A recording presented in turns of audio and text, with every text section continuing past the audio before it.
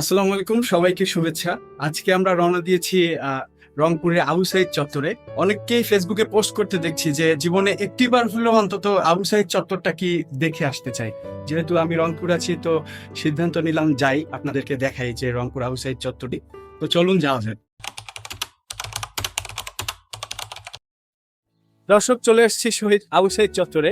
আমরা এখন দাঁড়িয়ে আছি বেগম রোকেয়া বিশ্ববিদ্যালয়ের সামনে।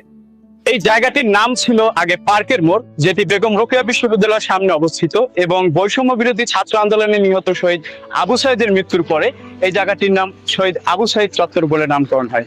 এবং শহীদ আবু সাইদ এই নামটি বাংলাদেশ ততদিন স্মরণ করবে যতদিন পর্যন্ত ছাত্র আন্দোলন উজ্জীবিত থাকবে, এবং যে কোনো দাবি আদায়ে এই নামটি সবার একটি শক্তি ও প্রেরণা হয়ে থাকবে। আমি এই মুহূর্তে এখন দাঁড়িয়ে আছি শহীদ আবু সাইদ চত্বরে। আপনারা যেমনটি দেখতে পাচ্ছেন, 16ই জুলাই পুলিশের গুলিতে নৃশংসভাবে নিহত হয় আবু সাইদ। আমাদের বৈষম্য বিরোধী ছাত্র আন্দোলনের যেটা একটি শক্তির যোগান দেয়, এবং এই আবু সাইদের মৃত্যুকে পুঁজি করে আমাদের যে আনন্দিত বিজয়, সেটি কিন্তু অর্জন করতে সমর্থ হয়।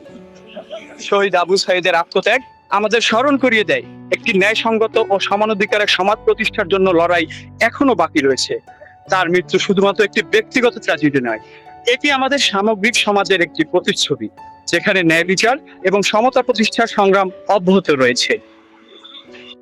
দর্শক, আমি এখন দাঁড়িয়ে আছি বেগম রোকেয়া বিশ্ববিদ্যালয়ের শহীদ আবু সাইদ গেটে, এবং এখান থেকে দেখাচ্ছি ঠিক এই জায়গাটিতে আবু সাইদকে নৃশংসভাবে গুলি করে হত্যা করা হয়েছিল। আপনারা যেমনটি ভিডিওটিতে দেখে থাকবেন, আবু সাইদকে এখান থেকে এখানে দাঁড়িয়ে হত্যা করা হয়েছিল, এবং তিনি সাহসিকতার সাথে বুক পেতে দিয়েছিলেন আমাদের অধিকার আদায়ের জন্য।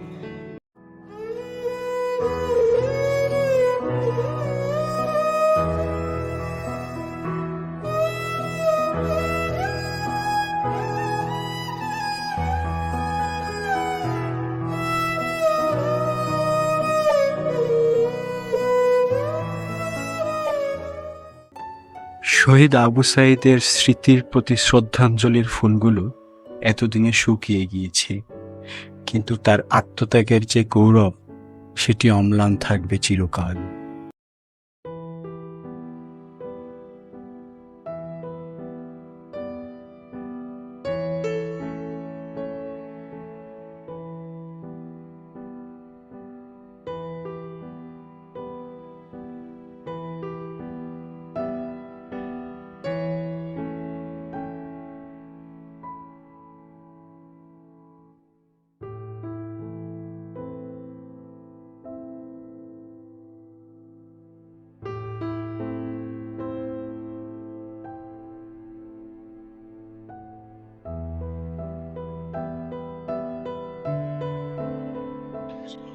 আবু সাইদের আত্মত্যাগ আমাদের তরুণ প্রজন্মের জন্য একটি অনুপ্রেরণা হয়ে থাকে। আমরা কোনোদিন তাকে ভুলবো না, যতদিন না পর্যন্ত আমরা ন্যায় বিচার ও সমতার জন্য সংগ্রাম করেছি। আজকের ভিডিও এই পর্যন্তই। পরবর্তী ভিডিও পাওয়ার আগ পর্যন্ত আপনারা সবাই ভালো থাকুন, সুস্থ থাকুন। আল্লাহ হাফেজ।